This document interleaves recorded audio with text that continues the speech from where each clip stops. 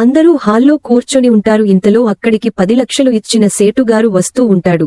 అది చూసిన వల్లి పెద్దోడు ఒక్కసారిగా షాక్ అయిపోతూ ఉంటారు. టెన్షన్తో సతమతం అవుతూ ఉంటారు. సేటుని చూసి అందరూ షాక్ అవుతారు. ఇంతలో రామరాజు సేటును చూసి ఇలా వచ్చారేంటి సేటుగారు అని అంటూ ఉంటాడు. ఇంతలో పెద్దోడు నాతోనే పనిపడి వచ్చాడు, నాన్న ఫర్నిచర్ కోసం వచ్చాడు అని టెన్షన్తో చెప్తూ ఉంటాడు.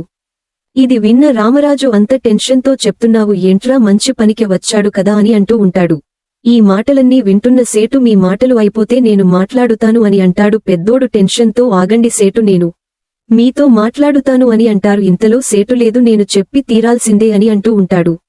నా దగ్గర 10 లక్షలు అప్పు తీసుకున్న విషయానికి అందరికీ తెలియాల్సిందే అని అంటూ ఉంటాడు. అందరూ ఒక్కసారిగా షాక్ అయిపోతూ ఉంటారు. ఇంతలో రామరాజు 10 లక్షలు ఏంటి సేటు అని అంటూ ఉంటాడు. ఇంతలో సేటు నీ కొడుకు నా దగ్గర 10 లక్షలు అప్పు తీసుకున్నాడు, తిరిగి ఇవ్వమంటే అప్పుడు ఇస్తా ఇప్పుడు ఇస్తా అని వాయిదాలు పెట్టుకుంటూ వస్తున్నాడు. ఇక చూడడం నా వల్ల కాదు అని మీ దగ్గరికి వచ్చాను. నా 10 లక్షలు నాకు ఇస్తే ఇక్కడ నుండి వెళ్లిపోతాను, లేదంటే వేరేలా ఉంటుంది అని అంటూ వార్నింగ్ ఇస్తాడు.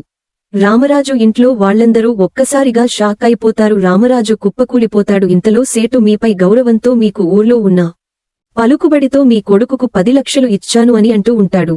వెధవది పెద్దోడుతో ఏంట్రా 10 లక్షలు ఏంటి, ఎందుకు అన్ని డబ్బులు అప్పు చేయాల్సి వచ్చింది, అసలు ఏం జరిగింది అని అంటూ ఉంటుంది. ఈ మాటలు విన్న పెద్దోడు ఏం చెప్పాలో అర్థం కాక సైలెంట్ గా ఉంటాడు. ఇంతలో వల్లి ఎక్కడా మా వల్లనే అప్పు చేయాల్సి వచ్చింది అని చెప్తాడో ఏమో అని టెన్షన్ పడుతూ ఉంటుంది.